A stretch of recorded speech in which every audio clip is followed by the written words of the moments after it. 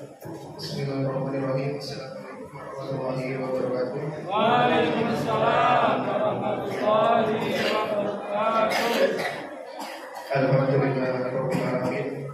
Wassalatu wassalamu ala asrofil anbiya'i wal mursalin sayyidina wa maulana Muhammadin wa ala alihi wa sahbihi ajma'in. Amma ba'du. Puji syukur marilah senantiasa kita selalu panjatkan atas kehadirat Allah Subhanahu wa taala, di mana atas berkat rahmat-Nya kita masih diberikan kenikmatan, nikmat iman, nikmat Islam serta nikmat kesehatan, sehingga pada malam hari ini kita masih dapat berkumpul di tempat yang mulia dalam kegiatan yang insya Allah banyak barokah dan pahalanya dalam rangka ibadah sholat Isya, dilanjutkan dengan sholat tarawih, dan insya Allah nanti akan kita lakukan sama-sama sholat witir dengan keadaan sehat walafiat. Amin. Salawat serta salam marilah senantiasa selalu kita sanjungkan, kita haturkan kepada Nabi besar Muhammad sallallahu alaihi wasallam. Semoga kita semua merupakan bagian dari umatnya yang telah mendapatkan syafaat di yaumul qiyamah. Allahumma amin. Alhamdulillah, kita sudah memasuki 10 hari yang kedua di bulan suci Ramadan.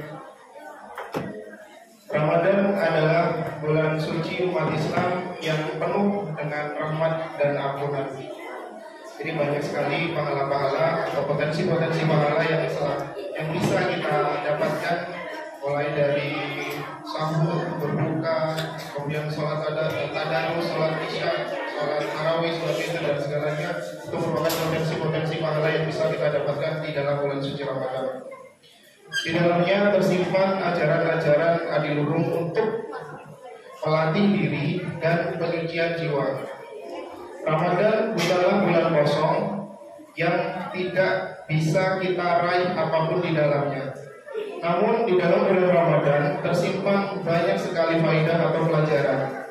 Karena itu sangat rugi bagi orang-orang yang menjumpai bulan Ramadan, karena mungkin bagian orang-orang terdekat kita atau saudara-saudara kita atau tetangga-tetangga kita yang dipanggil terlebih dahulu sehingga tidak bisa menjumpai bulan Ramadan.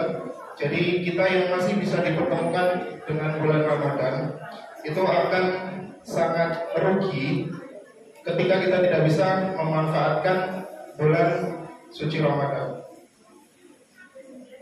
Salah satu faedah yang bisa diraih di bulan Ramadan adalah melalui ibadah puasa. Dengan berpuasa, kita semua memiliki hubungan yang sangat private dengan Allah Subhanahu wa taala. Berbeda dengan ibadah-ibadah lainnya, ibadah puasa merupakan langsung hubungannya dengan Allah Subhanahu wa taala. Karena itu, ibadah puasa menjadi satu-satunya ritual ibadah yang mendapatkan balasan langsung dari Allah Subhanahu wa taala secara sangat spesial. Jadi bisa dibayangkan kalau misalkan ibadah-ibadah lain itu tidak langsung kepada Allah, tapi melalui puasa langsung kepada Allah Subhanahu wa taala. Hal ini sebagaimana disebutkan oleh Rasulullah SAW dalam hadis yang artinya semua amal ibadah manusia adalah untuknya kecuali puasa. Karena puasa hanya untukku atau Allah, dan akulah yang akan langsung membalasnya. Ia meninggalkan makan dan minumnya semata-mata hanya untukku. Hadis riwayat Bukhari dan Ahmad. Berdasarkan hadis ini, Syekh Abu Hasan Al-Barfuri mengatakan bahwa puasa merupakan ibadah private yang hanya diketahui oleh Allah Subhanahu wa taala, dan orang yang menjalaninya semata.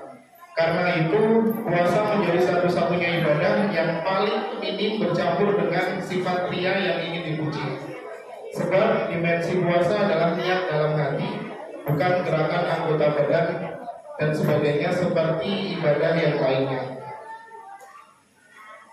Selain menjadi ibadah private antara seorang hamba dengan Tuhannya, ibadah puasa juga memiliki faedah-faedah lain yang penting untuk kita ketahui bersama.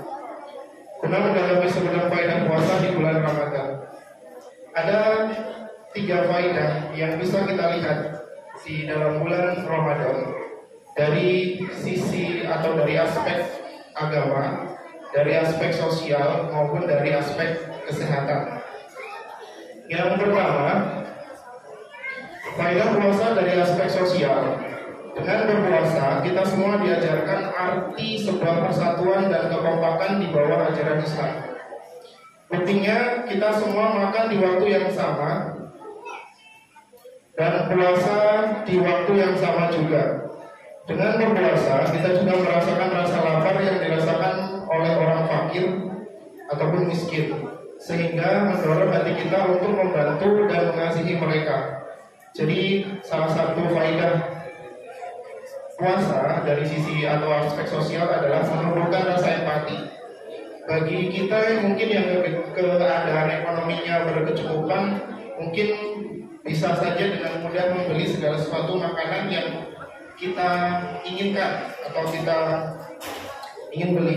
Tetapi bagi sebagian saudara-saudara kita yang mohon maaf keadaan ekonominya jauh di bawah rata-rata, mungkin hanya sekedar untuk membeli makan kebutuhan pokok saja, itu susahnya kita ampun. Jadi dengan berpuasa itu akan menumbuhkan rasa empati di kalangan sosial.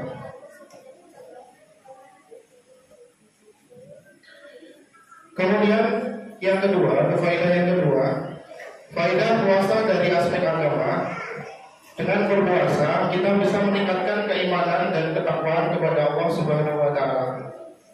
Meningkatkan kesabaran, berupaya untuk menahan diri agar tidak terjerumus pada sifat-sifat yang tercela seperti sombong, dengki, iri dan lainnya.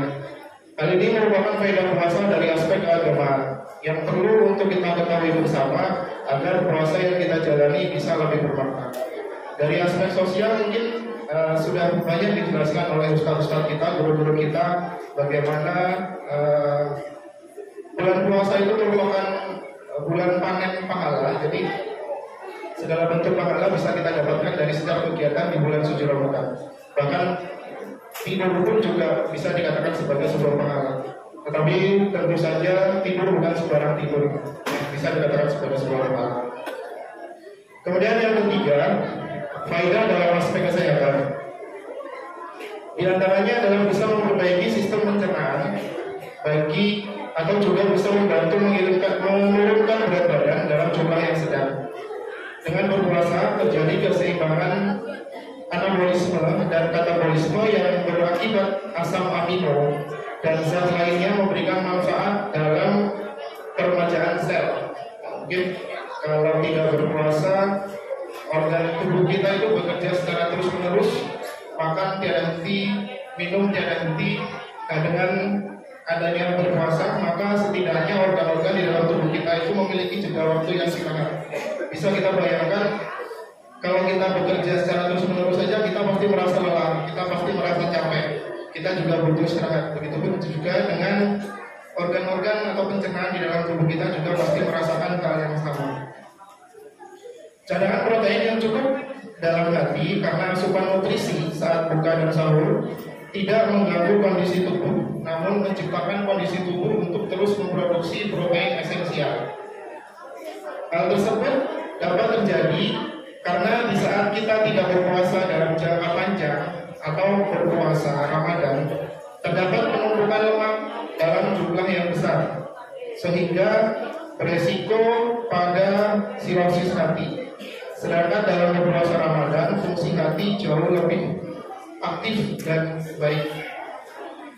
Hal ini sebagaimana disebutkan dalam salah satu hadis Rasulullah SAW dalam riwayat Abu Hurairah, yang artinya berpuasalah maka kalian akan sehat. Hadis riwayat Abu Hurairah. Dari penjelasan di atas dapat disimpulkan bahwa ibadah puasa tidak hanya bernilai pahala saja dan pengampunan dosa dari sisi aspek keagamaan, namun lebih dari itu juga tersimpan banyak faedah yang perlu kita hayati dan kita ketahui bersama.